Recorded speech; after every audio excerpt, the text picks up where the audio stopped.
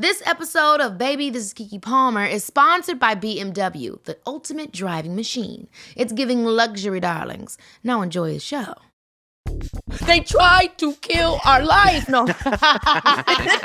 You know how black folks talk without talking. We just kind of give each other a look. Like, you saw that? You saw that? Okay. Definitely mouth dropping crazy, but also, I didn't like that dude, so... I ain't like son. We didn't know exactly who, but we had our suspicions, and that just, it shattered me. You know that meme of Russell Westbrook where he on the side? That was me with the slime, bro. It tastes good. It tasted good. I'm not gonna lie. Hey, Mom. Hello. How are you? I'm very good. Glad to talk with you as always. You're looking lovely. Thank you. You do too. How's Leo?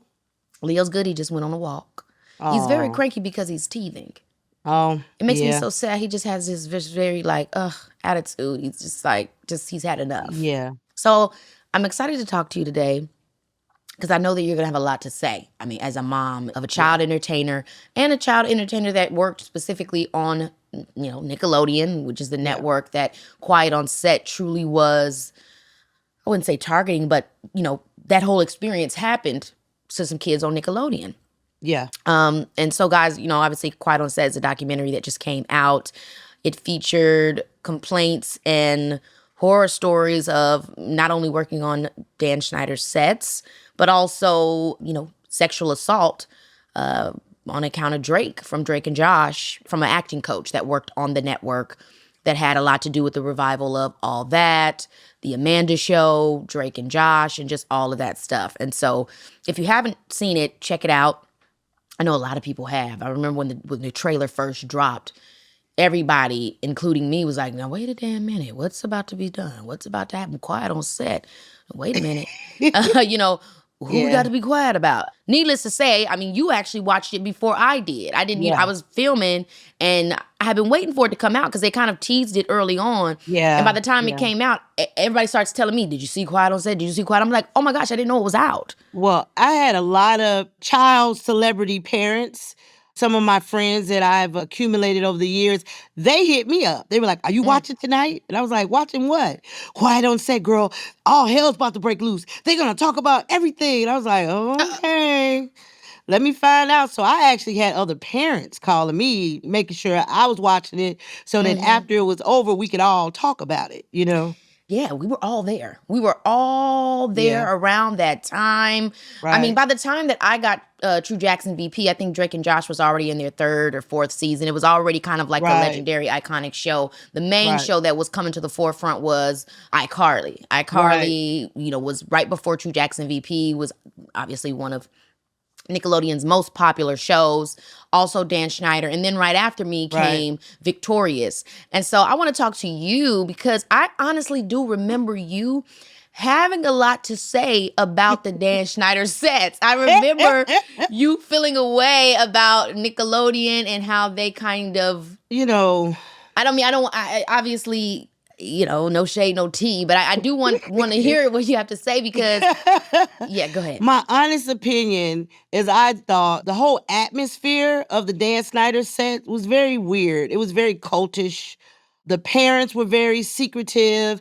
And I honestly thought they all took themselves way too seriously. Mm-hmm. The whole conversation was, oh my God, what's happening next? Did you hear? They're going to cancel this show. What's coming next? It was always so frantic about what was being canceled. Mm-hmm. And I always looked at you at being Nickelodeon as just a stopping station. Like, because you didn't get your start on Nickelodeon or Disney. Mm-hmm. You were blessed and fortunate enough to work in adult situations and kid situations. So my mentality about the entertainment business wasn't that Disney Channel or Nickelodeon was the end all to be all, but a lot of the parents did. And I could totally see when I saw the Drake story, it just broke my heart because I could see how his parents got trapped. I could see the grooming that went on. Now, wait a minute. Let's stop at that point because I think that's a big thing that people are talking about because a lot of the, people don't know this experience. Right. And I want to be clear, that's not every child's experience. No, it's It's not. horrible. And we hear a lot of It's these not. horror stories with child entertainers. But I would tell you, my horror stories in my life as a child entertainer, they weren't in the form of that by the grace of God, I didn't have that experience. And I had a lot of fun times. So I do want to say that, I do think people assume that every child actor's experience now is what they've heard on the set. Now, I do think Quiet on Set also did a good job at showcasing the stress outside of this assault or these assaulting situations, but also just kind of the mentality of being a child that works, that's making money, that's Right. supporting their family. Like, that's also a stressful kind of thing that you don't expect to experience as a child. But I want to ask you and pull out what you just said, which is you understand how they got caught up. What does that mean? What do you understand about that? Okay, so Drake and his dad, they bonded through entertainment. Like it was a thing for them. They would go on auditions together. They bonded in the car. Like when you're driving in a car in LA going to an audition, you're stuck in traffic for a very long time. So that is a time for you to, hey, what happened in school today? And so they turned the entertainment into a bonding experience. Mm-hmm. So then he goes to the set, he has success, and all of a sudden this guy he's seeing that Drake and his dad are close. Just like people You're saw talking about the man that assaulted Yes, Drake, the acting yes, coach. yes. He sees and realizes, oh, Drake and his dad are really close. I like this kid. Yes, and now he also sees, I like this kid, I got to get rid of the dad. He saw that. Just like a lot of people came at me for you, agents and managers, they wanted to get rid of me to get to you. That Yeah. definitely is real in the entertainment business. For sure. And so then he's found out, okay, the mom is not really into this. So he realized two things. He realized Drake's mom isn't into this and that his dad is the one I have to get rid of. Mm-hmm. And that's what he did. He did everything he could to poison that man, to make him be a bad person. And so what is the caught up aspect in that? Like, do you mean he didn't want to spoil his son's dreams kind of thing? Yes. Mm-hmm. I think Drake wanted to succeed for his father the same way you wanted to succeed for your parents. It's like your parents make all these sacrifices. But what's the parents' thought in that situation, right? I mean, as a parent, what happens at that point when you see, okay, you want your dreams, but not at all costs. They didn't show his mom. Mm-hmm. But I identify with both of them, but I totally identify with Drake's dad because what he said brought tears to my eyes. He said, I told everyone that this guy needs to be watching. Something's wrong with him. And the guy did a great job making everybody think something was wrong with the dad. Mm-hmm. And then when Drake, this is when they get you. When Drake went to his dad and said, I no longer want you to manage me. Drake's dad did not have a choice. He had to do what was best for Drake. So if Drake is coming to him, I don't care if he's 14, 15, 16, if your teenage child is coming to you saying, look, mom, dad, I don't think you're working out in what I'm trying to do. I need you to step aside. There was nothing that dad could do. Sharon, I'm going to challenge you on that because absolutely not. I don't agree with this. He would have caused so much pain. I'm not saying he should have disappeared, but he had to stop managing him. I'm not saying that I don't agree with Drake's choice, but or his dad's choice, because what's done is done, and I think they made the best decision they could at that time. But I know damn well if I had ever tried to tell you that, you would have said hell no. In my experiences with you in this industry, I had moments where people tried to push us away from each other or tried to come in between us. That's true. All that. You never would allow that kind of thing to go down. And it created dissension in our relationship. And I definitely felt overly controlled and confined. And almost like I was in a prison sometimes. But when I look back, I feel like you were really just being protective of me. So, maybe that's not what you're thinking about in the time that you're saying right now. What I'm saying is that Drake is a guy too. So let's put that in there too. What does that mean? I just think people don't think stuff like this happens to guys. And that's the problem. Yeah. That's a problem because it does. Yeah. People get assaulted whether you're a boy or a girl.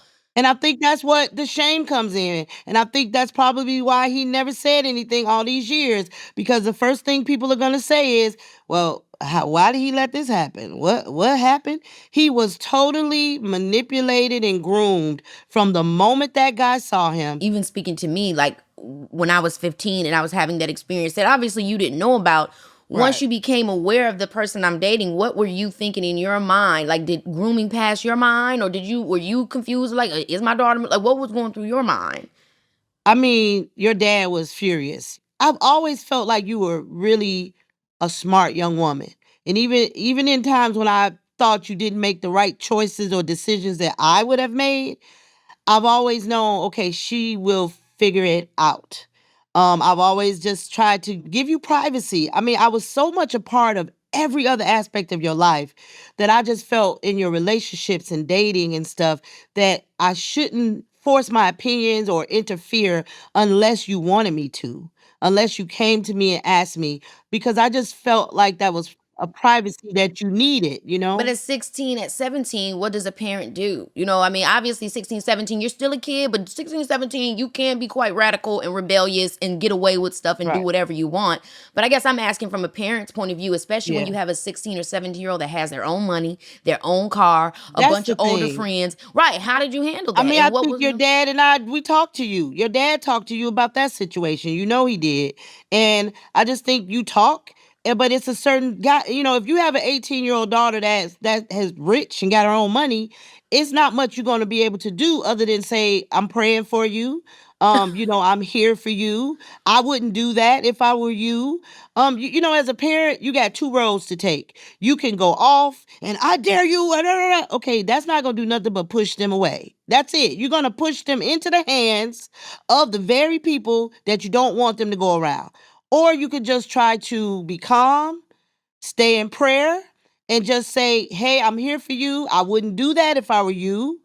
But go ahead on and do what you need to do. And your father, that was his approach, because my approach was screaming and hollering.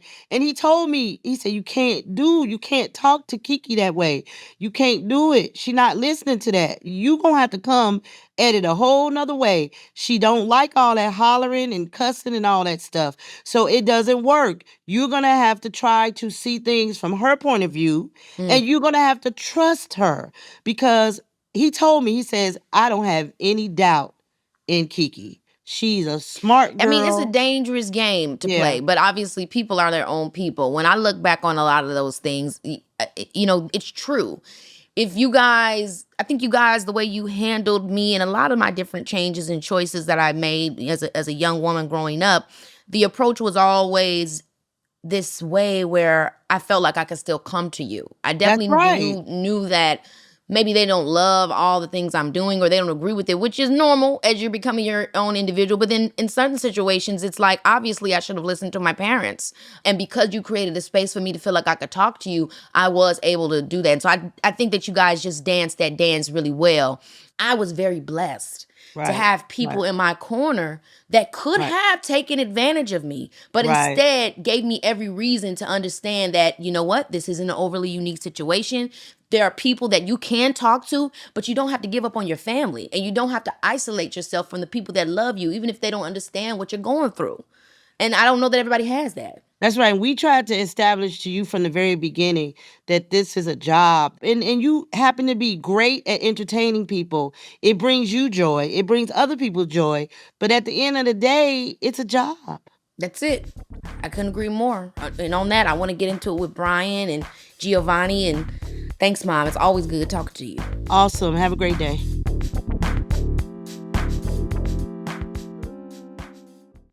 You know, it takes the best to set new standards. The best don't play by the rules. They make their own and do it with confidence and class.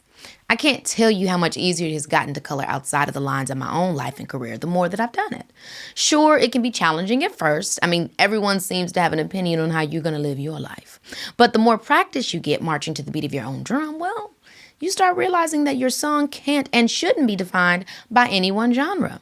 For all of you that are serving boss lady and lover girl at the same time, I see you.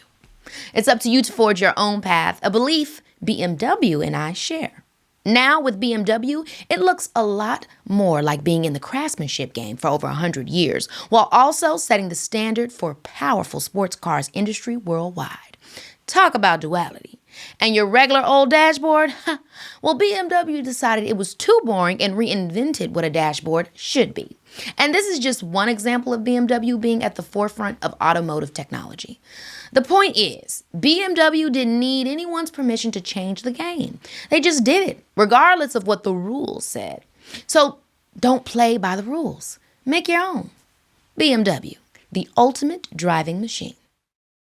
Baby, this is Keke. I am so excited to talk to today's guests. That's right, you get 2 in 1 today. My guests are both talented actors who got their early starts as child actors on Nickelodeon's All That. And recently, they've been really vocal about the toxic work environment they face while working on Nickelodeon. You may have seen them in the hit docuseries Quiet on Set. It's Giovonnie Samuels and Bryan Hearne. Guys, I'm so happy to be talking to my fellow child actors today. It's been a hard road. They tried to kill our life. No. Obviously, I've always been a fan of both of you. But also, Bryan, we've had I've known people that knew you, like Mastro and just growing up. Like, for me, coming from Illinois, as a kid actor, making the big move to California, you were somebody that we all looked to, like, oh, Bryan, like he's doing it hardball and all that, just all the stuff you were doing. So you were a big inspiration in a personal way for me. So it's really cool, like, just to talk to you and to hear y'all's experience. So before we get all the way into it, I just want to ask, after everything, how are y'all feeling right now? What's the vibes and energy? I mean, we vibing, we here. I'm glad it's out. Yeah. That's the best way I could put it. And the main thing now is let's continue this conversation. Let's fight for change. Let's do better. Yeah. I think that's the biggest thing, is do better. It's been a little bit overwhelming, but there's a lot of love that has come from this. And I mean, to be in the same room with Keke is a vibe. So I know. very happy. I feel very so happy. honored. Yeah. Guys, y'all know I live for y'all down. But as you know, it's up and down vibes with the industry. You said something really good, Bryan, on Quiet on Set, where it's this thing as a child actor where you can have all this success and then you hit these lulls and it's like who you are was attached to the success you had. Yeah. And once that's gone, you kind of don't know who you are. And I always try to tell people that even now, in being in the industry, old Keke Palmer, whatever, I'm like, guys, even today, people love me this day and then they hate me tomorrow. So I also want to ask you guys today, how is your relationship with the industry, with acting? Are you guys still active in it? Do you have resentment towards it? How did that child experience affect your creativity as an adult? I did take a break. I mean, I went hardcore. I kept acting after all that. I did movies. I kept going. And it was God's blessing in disguise, me having my son, making me take that break. Amen. I started producing, do stuff behind the scenes so I could still have my hand in the business and teach acting classes and workshops to help other people get in the business without getting scammed or, go through the same trauma that we went through. But I'm still here, still working. I still want to work. I'm available for all shooting dates. Okay. I know that's right. And you still look and you still look like a teenager, which is you know what I mean? Like, I feel like you are one of those people that could be a teenager. What's that girl, Bianca Lawson? Y'all the same. Yeah. Where it's like, girl, how you still a teenager at 55? Like, that is amazing to me. Thank you, Mama. Thank you, moisturizer. Right. And minding my business. Those are the 3 things that I say. Yeah. I had a similar, experience after, I would say taking a break as well. Also having a child, having not us all parents. I got 3. Right. Yeah. I'm outnumbered, bro. Yeah. He's super daddy. Him is super daddy over here. We are outnumbered in this house. Okay. Send help. But, yeah, man. I mean, I really got focused on music very heavily because it was something that I could control more than acting, after stepping into certain rooms and hearing words like, oh, can you ghetto it up a bit? Like, that started to kind of mess with my psyche a lot. Yeah. To a point where I just was like, let me see about going on tour. Let me see about how, how it looks to be in control of my own creativity. But I missed it. Mm-hmm. Not gonna lie, missed it so much. I do want to go back to Quiet on Set and how it's impacted you guys now. Like, has there been backlash? Have you guys gotten phone calls from friends of that time or parents? Because I feel like the parent group, like my mama is on the phone all the time with the parents, like, girl, I always knew something was going on. I'm like, so what has been y'all's experience with people finally kind of knowing the ins and outs of what you guys experienced? I'm just saying, like, a lot of support, more. Yeah. You know, like, wow, thank you. You know, we saw you, and we're getting the love that we would have received back then. Yeah. You know how like social media gives you that instant gratification, like, hey, you know, we're fans, blah, blah, blah. We're getting that now. And I'm thankful for it. I see it because at the time I thought, okay, this is just a cool job and I'm out. But now we're receiving the flowers. And as far as other people now recognizing, hey, you guys really went through it. Thank you for your support. Sure. Like, I don't know how else to say it. Yeah, I'm definitely appreciative of the support. I got a little bit of a social anxiety, so it's a little weird being out in public and just people just coming up to you. And it's a thing where, you know, I'm not acting. You know what I mean? This is the thing where I'm speaking to an experience. And so to just, you know, have somebody walk up to me and be like, yo, man, it's kind of like being 13 again, you know what I mean? So it's a little bit weird, but it is something that I do enjoy, you know, being personable and talking to people and realistically, like this situation feels good to talk about and to bring light to. So, you know, if you see me on the street, you want to holler at me because I love to have the conversation at any facet, whether it's on the Keke Palmer show or at the coffee shop. And I love that you guys are also getting, like, I know there's so much negativity and toxic stuff that involves how this all came to the forefront, but I'm also happy that you guys are able to get what you maybe weren't able to get then because we didn't have all the technology that we have now. Like, for real, everybody was a real fan. And as a Black entertainer, seeing y'all on all that, it was a huge deal. I auditioned for all that season that you guys did. I auditioned for that, sent my tape in and everything. And so to see you guys on that show was just like, that was the North Star. You know, we all grew up watching all that. It was the SNL for kids. Yeah. Can we talk about the stress of being like in a typical corporate environment as children? Like, I know people think of entertainment as just like fun jokes and kicks and like, it is an interesting kind of job, but it's still corporate America. Like, literally, it's run the exact same way.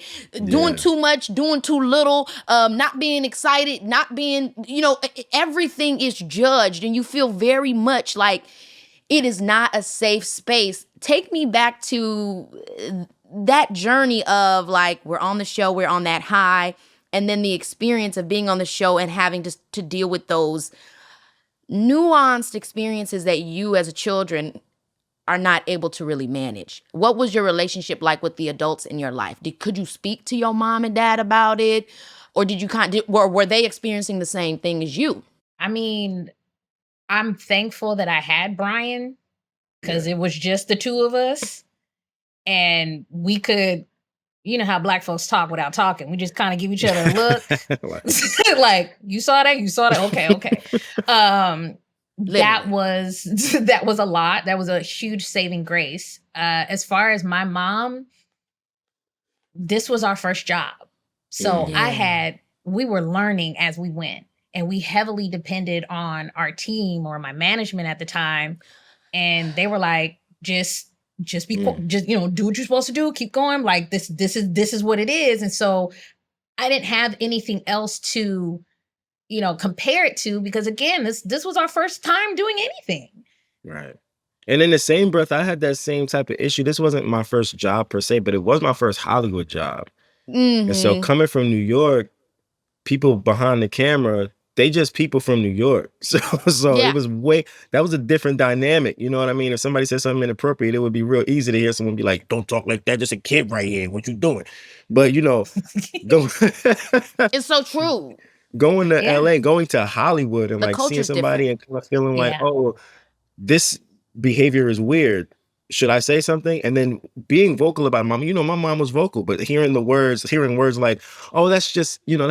That's just, you know, you guys aren't used to the Hollywood scene. So, you know, just relax and, you know, don't say anything don't offend anyone. You can end up in a dangerous situation that way. Yeah, and the culture of Hollywood, I love what you pointed out, is this weird thing. And I hated this experience where it's like very quickly they want to be able to have this inappropriate dynamic with children where they're speaking to you like you're an adult and they want you to feel like you guys have this like very equal relationship. But then at the same time, they're absolutely being controlling of you and being like, stay in a child's place. And that is the most difficult thing to figure out because it's like, okay, you want me to show up and be on time and be disciplined and have this mature dialogue with you. But in the moment that I tell you something that I should be respected upon as an actor, as somebody that you're employing for the job, at that point, then it's like, I don't understand. And that for me was really difficult to figure out, like, how do I find my voice? And I almost felt stifled because of that for a really long time. And you guys really spoke about that where it affects your actual personal growth as a growing young person. Yeah. You kind of become like a people pleaser in this weird way and don't even really know where you stand. Right, 100%. because you're so used to performing. You spend your formative years pretending to be somebody else for so long that you don't know who you actually are. Yeah. And when you get out of the child stardom or whatnot, you wild out because you trying to figure some shit out. You're trying to find your own identity. And even worse than that, you're spending your formative years trying to be somebody else, but then you have every person validating that make-believe version character of you. Exactly. Like you're supposed to be that. When you go outside, you're supposed to be that. When you on set, you're supposed to be that. When you come home, you could shut down but don't come over here talking to me because I'm tired too. You know what I mean? No, seriously. There's no safe space. There's no balance. And then, when you're a Black child star, you have this added pressure on you because you don't have the opportunity to make a mistake because you're one of the good ones. You know what I'm saying? Like yes, the good minority gag that we experience. Okay. Yeah. But then it's like I'm curious too because obviously there are nuanced experiences that you have that are specifically based on your culture that only you're gonna know or understand as a Black person. But then there's also us all being child actors, Black, white, otherwise. Were there moments on the set that you felt like you could talk to your white counterparts about some of the experiences? Did they share a discomfort with what they were experiencing, or was there completely no, crossing of ideas? Wow, really? Not even your like peers? That. Not really. Like, wow. I've heard you say nobody understands a child star like another child star. Yeah. And I always took it a step further. I said nobody understands a Black child star like another Black child star. Like their hair and makeup issues that we have on set that I should not have to question if they're getting super glammed, all this other stuff, and I'm over here and you painted half of my face green. Yeah. How am I supposed to feel? How am I supposed to do my job? Or I have bad acne. For me, I always struggled with acne. It was always a big source of discomfort for me and embarrassment. And it would get to the point where because they didn't know how to cover up my dark spots, I would just be like 12 shades darker. They're like, okay, we'll make it the same color as the hyperpigmentation. Like, boom. Like, no dimension, no dynamic. Like, there's your face is just essentially blackface. You know what I mean? Right. And I had to learn how to do my own makeup because of that. Same. I had to learn how to do my own makeup and my hair because, mind you, I was the only person with locks. I was the third person in Nickelodeon history to have natural hair, also let alone locks. And I'm like, can I get a curl? Can I get a cute little ponytail? Something? I had to do my own. I had to do my own stuff. Yeah, it was always very much so giving coming to the set with your hair already done. Yeah. You know what I mean? Where it's like, at this point, y'all shouldn't even be getting paid. Baby, this is Keke Palmer, yeah. Here we are in the last few weeks of proper summer. The sun is sunning, the days are long, and that means that I'm looking for anything to distract me from the oppressive heat.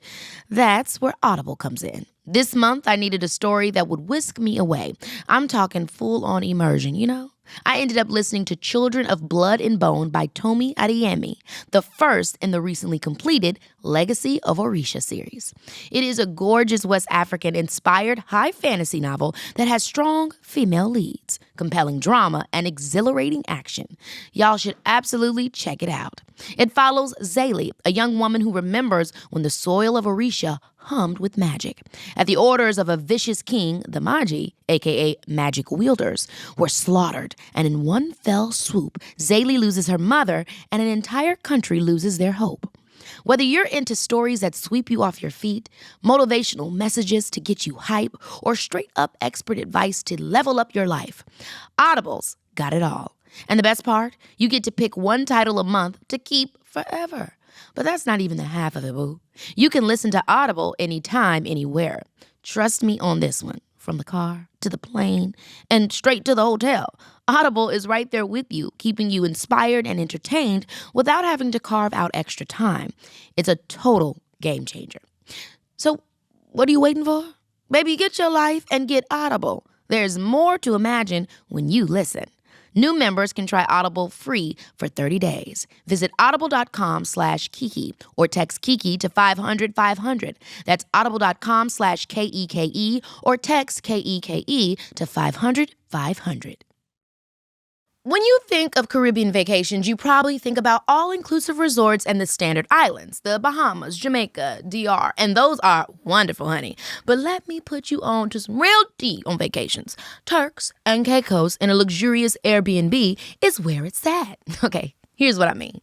A few years ago, myself and a couple of friends booked this breathtaking beachfront property in Turks and Caicos. We were there for all the things. Good old-fashioned rest and relaxation, a little tropical partying, and for the type of trip where everything is a celebration. You know that the environment, the vibes, if you will, can really make or break the memories you're trying to create. We were truly blessed by having both a gorgeous location and an amazing superhost. Like, yes, thank you, Superhost. I did not know how to turn on the jacuzzi, and that is a very important part of my stay. And let me tell you, we took immediate advantage of that newly turned on hot tub and jacuzzi the night away. With guest favorites on Airbnb, you can look forward to your own magical experiences. Guest favorites are a collection of the most loved homes on Airbnb, so you can take the guesswork out of finding trustworthy accommodations no matter where you are. Go see for yourself. Book a guest favorites on Airbnb for your next vacay. So how did the documentary come to y'all? Like, how did the documentary, like, was it you called him or somebody called y'all? Did the producers call y'all separately? Like, how did they put this together? Yo, there was a season where I was being approached by multiple documentarians. Like, Really? from 2018 through 2020, it was like, hey, we want to talk about this. Like, cause Janelle McCurdy came out with her book. And it was like, man. And I actually was susceptible and open to having like conversation, but in certain spaces, I realized that these people were not. They were really out for clout and they were really out for self, and they weren't really, people who cared about my experience even, or the Black experience, or a child star's experience. So I kind of was just like, no, I'm gonna chill. But we met Emma and Mary, and they were just like these really genuine people. And when they approached me individually, I was like, I don't know, man. This is something that, But to be honest, going to therapy kind of opened up the idea of talking about my past. Absolutely. And then getting close again with Gio opened the idea of one, doing it together, because I'm not about to talk about my Black experience without my Black sister. Come on. I need a friend. Like, we started this together. We're going to do this documentary together. Yeah. This is happening together. And we made that abundantly clear throughout the entire process. Like, Emma came up to me individually as well. And, we all still kind of talk. Hey, did you talk to her? Did she say something to you? What she want? You want to do this? Like, we had our own powwow, even with the other castmates. Like, we all still had someone, I don't want to say a group chat, but we still had some kind of connection. Yeah. And they were asking, okay, do you want to do this? Are you going to do this? And we're still very protective of each other, even though we don't talk every day. Yeah. And after talking with Bryan, he was like, nah, I think it's time. And I was like, all right, I don't want to do it by myself though. In that time period where, obviously you guys were kids, all this stuff happens, you have this, hindsight, looking back, have all these thoughts, overcoming, rebuilding, therapy, etc. You do this docuseries and you reconnect with your cast members. In that reconnecting, did you feel like they saw you and your experience and their own experience in a different way than they did initially? Like, you know, I know you guys are saying like when we were on set, we were just kids. They didn't know what we was going through. We wasn't talking about nothing. But what about now? What's the vibe now when it comes to the experience that you guys all shared individually? Yeah, I'll actually even say that, I wish that I had the wherewithal to lean on Gio more back then, because there were things that I was going through that I wasn't sharing with her. We had that camaraderie, you know what I mean? But when things got dark, I wasn't like, I wish that I would have been like, yo, can you believe that this happened? Are you going through something similar, Because then we probably would have ended up closer back then. But everything happens for a reason. We here now. But yes, speaking with specifically Shane Lyons about our experiences, I learned a lot about his. Wow. We spoke with Kyle Sullivan too, and it was just like the last time we all four saw each other, it was like just this eye-opening experience where we were kind of like realizing that we had been through so much and wasn't talking about it. So I want to go back to the time that you guys were all working, as kids on the network. Were there ever any hearings or thoughts of, something weird? Or did you guys ever in the atmosphere feel like something odd could have been going on? Or was that reveal just like mouth dropping crazy? So definitely mouth dropping crazy, but also I didn't like that dude. So I ain't like son. You always felt he was odd. Well, I have had instances where I've referred to him as my first bully. He wasn't a nice person to me. Wow. It was always kind of like a poking fun, or like he was like making really, messed up comments toward me as just a black boy. And so never liked him. There were times that we would kind of do like a cross promotion type of thing, and Drake would be there, and his demeanor was always like it was different, you know what I mean, whenever he was around. And so it wasn't something that I could pinpoint like, oh, I bet you was, you know what I mean? It was never I know what's going on, right? Like, I'm still 13, 14 at this point, but when I saw that news clip and they mentioned that he had hurt somebody, I was like, oh my goodness, like it's not something that you want to believe. It's something that like maybe was in the back of your mind, but it's not something that it really hit like, this is real, and there are people in this industry that are really that disgusting. So yeah, it was weird for me because they told us in the table read that Bryan would no longer be with us. They didn't really explain why. They just said, okay, something happened and Bryan's no longer with us, and we want to give him a letter of support. All right, everybody, let's go do the rehearsals. Wow. Wait, what just happened? What do you mean? They just kind of swept it under the rug and kept it pushing. But when we found out exactly who it was during the documentary. Right. We had our suspicions. We didn't know exactly who, but we had our suspicions, and it was confirmed when we watched the documentary, and that it shattered me because you could tell something was off, but we didn't know what it was. And then of course the excuse is, oh, just chalk it up. Everybody's Hollyweird. That was the excuse that we were fed all the time. That's just how they are. This is Hollywood. Just you're going to be around weird people all the time. But what? Don't. I mean, I'm saying what, but I know exactly what y'all talking about. People just always just do that kind of thing where it's like, but maybe motherfuckers shouldn't be weird though, y'all. You know what I mean? Like maybe you get these people away from the kids. Like, God damn. Exactly. And your instincts is talking to you. I did an NBC show in LA, and one of the PAs had a piercings all over his face, and that's a scenario where, okay, you in Hollywood, don't and someone's uniquely dressed. Right. Don't make him uncomfortable. Don't be staring at his face. But when it's behaviorally, that's when you gotta call. So you don't be afraid to call attention to it, because bingo. That is your weird. Intuition is talking to you for a reason. Listen right. Your intuition is God talking to you. So thank you. Legitimately. And it was also, I thought, really messed up too, that it seemed like one of the ways that they had stopped Drake's dad from even being able to speak on the weird energy they felt, because like, oh, well, actually, you're just being homophobic. They kind of just try to make it seem like he was judging him based on his sexuality, like kind of gaslighting him like, oh no, Yes. he's not like, oh, you just think that and you just assume that because he's, LGBTQ plus AI. And it's like, that was really sad because, it was like, damn, like I felt bad when the dad was talking because I'm like, damn, yeah, well, you didn't want nobody to think you're being judgmental of this person and it had nothing to do with their sexuality. You just felt he was doing something inappropriate with your Something weird. son. And then he Right. was just silenced. And then now to hear that my son experienced that, I really felt for that father. Like I really truly did, and I felt obviously for Drake as well, just a kid trying to make his dreams come true and Right. being involved in just such a crazy situation. It was interesting because when everything came out, obviously people are looking for somebody to blame or they're mad at Drake's mom and then they started being mad at Josh Peck and the fact that he wasn't a part of the docuseries. I mean, you guys being a part of it, do you understand some people's choices to not be a part of it or what did y'all expect Josh to be a part of it? No. I mean, it took a lot for us to make the decision to do it.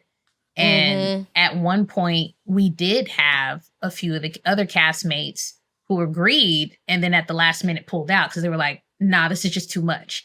And I get that. And yes, it was a lot, but it still needed to be done and needed to be said at the end of the day. Yeah, I don't know if I could have done this if I hadn't had my therapist. Big shout out to my therapist. I hope she's watching.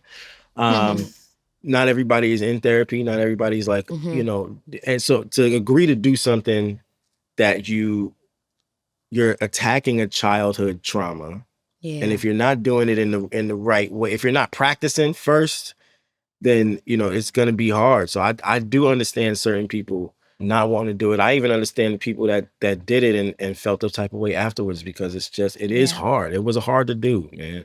And how would you describe it, right? I mean, what are the emotions and the feelings you had while going through the process? Like, was there feelings of guilt, like, oh my gosh, I don't want to expose, like, is it that kind of that Stockholm syndrome of, well, I did also have a good time, or will I be blamed, or will my parents, like, what were the emotions you were feeling that created that hesitance to share your story? And how did you overcome it? I mean, I know therapy is one of them, but if there was another moment that you were like, I have to do this, what was that? We had each other. We did have each other, that's for sure. We had each that's other. for sure. That was big. That was big. I have a nonprofit that I run with my wife called Urban Poet Society, and we speak with and to and for the youth within the arts. And so It's awesome. I had to stand up for my kids. I had to do it because I knew that they wanted what they see when they see me. I had to see it in myself. Yeah, and teach them how to advocate for themselves. Yes, It's about advocacy. It's about being able to have your own the triggers on set did come about. It was difficult to talk about these things and go back 20 years and talk about hard things that had happened. But every step of the way, for both of us, we were like reminding each other, like, we're doing this it's not just for us. It's not just, it's not just to take down the man. It's to advocate for Black children. So we got to keep going. I teach acting classes and workshops, and that's the first thing I do is I tell parents, I'm like, no. You need to be here too. You need to know the business side of this. You need to know what to look out for. You need to know how to protect your kid on set so you don't have to deal with the crap that I had to go through. Yeah. Yes, it's fun. Yes, it's good. But this is a business first, and you need to protect your kid at all cost. Yeah. What was y'all's first impression of Dan Schneider, that is? I mean, it kind of threw me off that was the dude from Good Burger. So, Okay, we all love that. I was like, oh, that's that dude. So I actually expected it. I expected a different experience. So, when I got to know him and he was just like, not really too keen on me in specific, I was like, oh, well, forget him then. Literally. I was shy. I was like, oh my God, that's the guy. That's the dude right there that can make me a star. That's the guy that can make me have my own show and do my own thing. He's going to put me on the map. And when we did our auditions for all that, the last one, he was there. And so the fact that I made him laugh, I was like, that's it. I'm in. I know I'm going to make it. This is going to change everything for me. And that in the beginning, that's how I felt, hopeful, and I thought this was going to be something good. It's so true what you say about Dan Schneider, because even though I didn't have a show on one of his, like I had a show on Nickelodeon, but I never worked with him ever. They did treat him like a god there. And that in itself is like a weird ass thing to do. So it was very much so.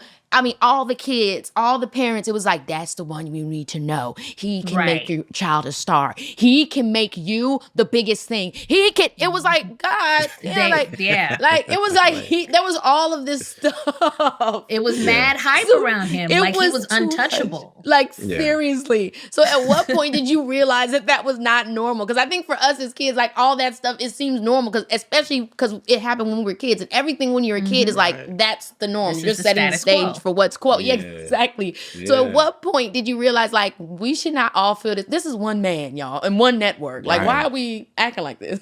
You know, I think that there's a reason why the majority of the child actors that are on his sets, I think there's a reason why it's their first job.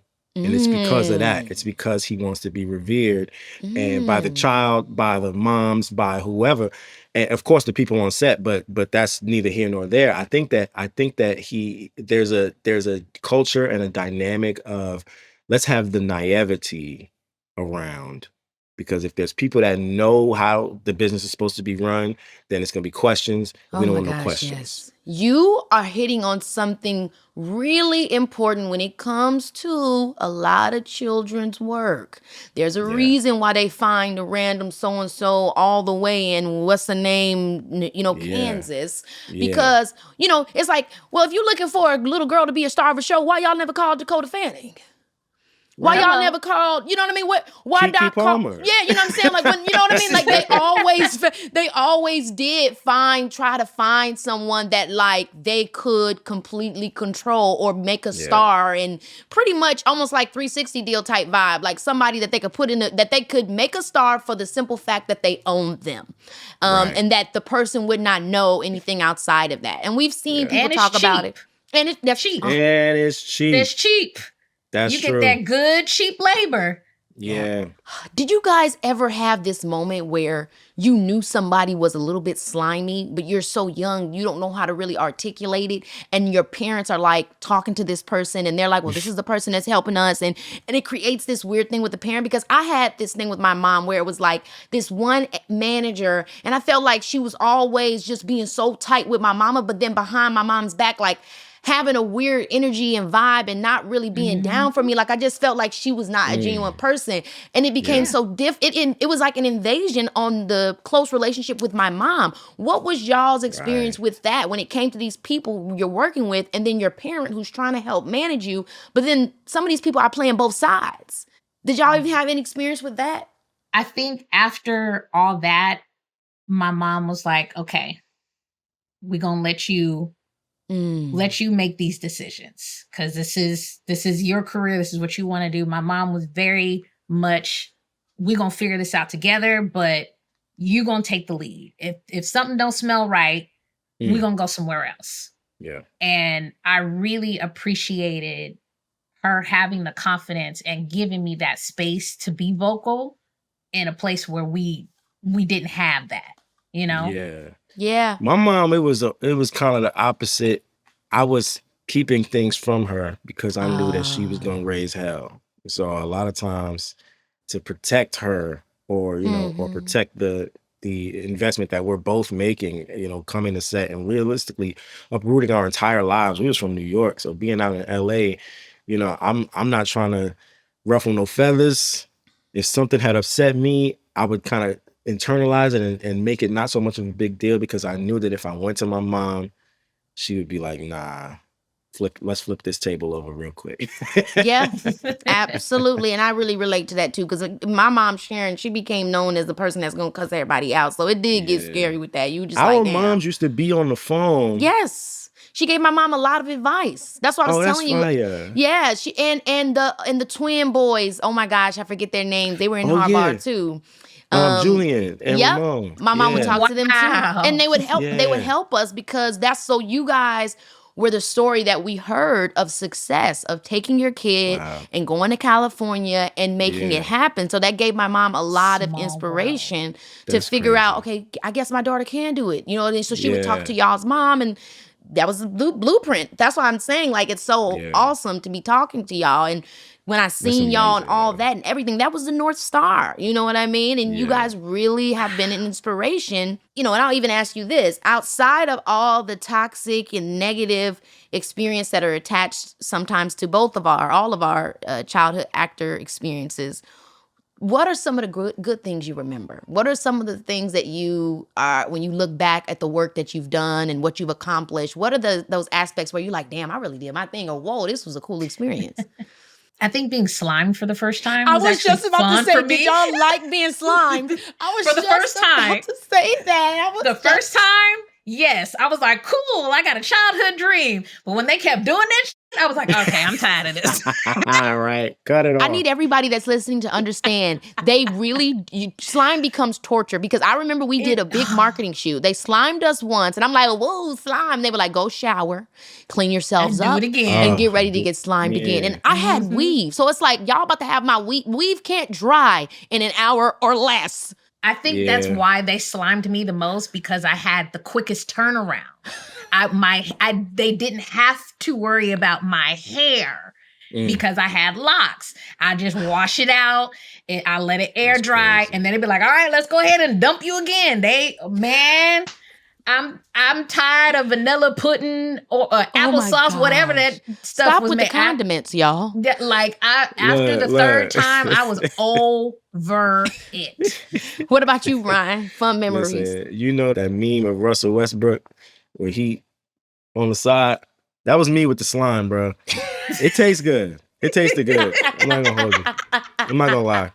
It tasted Also, good. can we talk about the Oscars for the kids, which is the Kids' Choice Choice Awards? Awards. Like, let's not act like them Kids' Choice Awards parties and events weren't on 10, y'all. That's when me, yo, that's when me and Bow Wow got close. Me and Bow was chilling in the red carpet. The Kids' Choice Awards, guys, I feel like our generation of Kids' Choice Awards, like, y'all didn't get into, like, this Kids' Choice Awards, y'all don't know nothing about that, okay? Straight up. Like, At all. the after parties, the food would be so good. It would be like perfect paradise for kids. Yeah. We had ball pits at the after parties. We had a slide.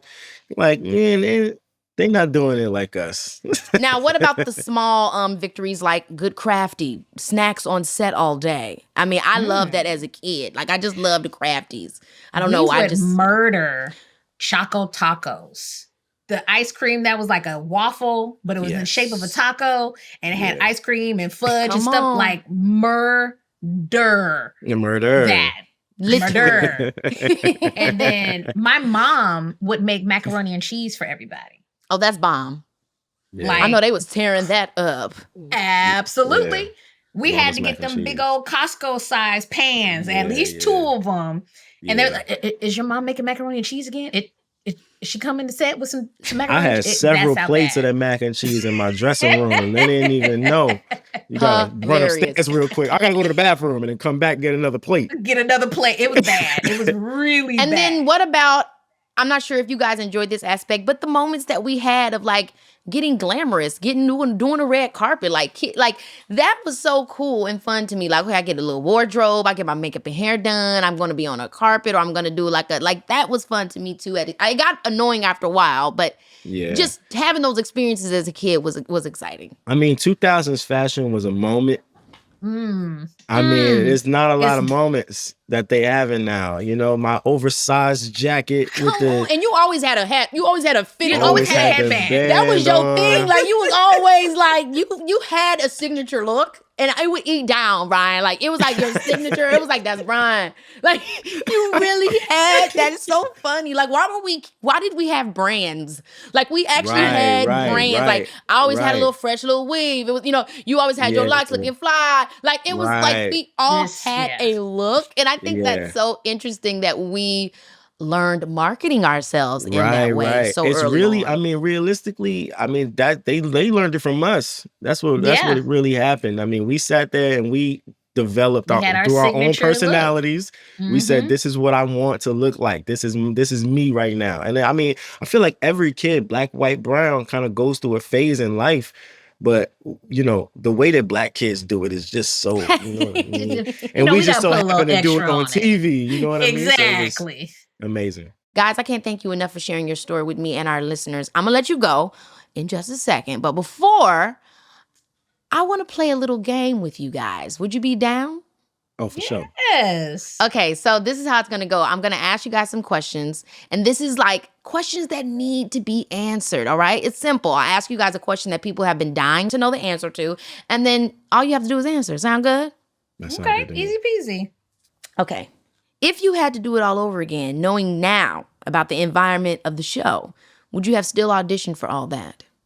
I would have still auditioned for all that. I think Yes. knowing what I know now, I think I would have been able to advocate for myself a little bit easier back then. So Yes. bring that on. Yeah. Same for you, G? absolutely. Absolutely. What do you think about the fact that some child actors, some who were highlighted in the docuseries, haven't spoken up since the series aired? I mean, everybody grieves or has their moment of processing, and it's okay. Like, you said what you had to say. You did as far as you could. And for the rest of us that are still speaking up, we're gonna carry that on for you. Yeah, I think a lot of people, they do the hard thing, and then that's all that they could do. Yeah. To talk more about it sometimes is like, it was already hard enough to do the hard thing. So let me, Right. take that step back. And so we are happy to be the people who are keeping it going, keeping the conversation running. Yeah. That's a pretty compassionate answer. For the people who haven't yet watched the series, how would you summarize who Dan Schneider is from your experience? Now that's a gotcha. No. Well, Dan is a charming guy. Mm. And that's how he gets you. I second that. That's the answer. Say that. Yeah, because charming goes so many ways. That's the tagline, yo. That should have been the whole joint. Okay, last thing. Is there anything that was cut from the documentary that you'd like the world to know? Yes. Now that's T-Boo. That's T. That's crazy. Actually, yes. I'm actually doing a podcast about it. And it's called The Tokens, and speaking about the Black child style experience. And Ooh-wee. yeah, we gonna get deeper into it. And You have to have me on there because I would love I to was gonna just say. hear what you're talking. Yeah, I'd love to hear what you're talking. absolutely. Absolutely. I mean, Yeah. that would be Say less. awesome. That's yeah. a must. That's a Yeah, must. and because that is so prolific, the representation. Yeah. That's the biggest thing that I've heard from everybody is, you represented me. You were my light. You were the thing that I saw. You made me feel like I could do this. And I feel like a lot of us, especially again, social media wasn't a thing. We're not getting that shine or that opportunity to speak. And then on the flip side of it, from us as entertainers, having that, again, camaraderie, that look between Bryan and I, like, you good? You good? Yeah. That safe space between each other. That conversation is not being talked about in this business. And I want that to be heard for new people coming up so they know how to navigate and make moves. You know what I'm saying? I think it's important. I think it's important because, and I feel like anybody that's a minority, whether you're Black, Asian, Spanish, whatever, that's the experience when you're coming into a predominantly white space is, am I always a token? You know what I mean? Is that kind of my existence in this dynamic? This space, right. and how do I feel? How do I fight against what that could be? And just opening up a dialogue for that conversation, because I think it's something that everybody deals with, actor or not, being at their workplace. Am I here just for a quota, or do you really fuck with it? That part. Do you see? Because if you don't, I can go, and that's fine. But knowing that I do have value somewhere that isn't based off of just the color of my skin or my sexuality, because, or just some box to be checked. Yeah. It's important. It's important. That right there is exactly what we're talking about. Yeah, that box. That DEI box. Y'all know that. Y'all know that. Exactly. And that's the conversation we want to continue to have on the tokens. Yes. So on the tokens, you calling me, you letting me know so we can get into some more dialogue. Oh, absolutely, ma'am. Awesome. God bless y'all. Tell y'all mama and them folk I said, Oh, for what's sure. up? For sure. And thanks for sharing. Yeah. Thanks for Thank having you for us. having us. Wow. I mean, I'd like to say that I can't believe Bryan and Giovonnie had to go through all of that, but unfortunately, I can 100% believe it because there's a lot that goes on behind the scenes that audiences don't see. So I'm very proud that the two of them are bringing those stories to light. More to come next week, as always, because you know it's your girl. Baby, this is Keke. Baby, this is Keke Palmer, yeah.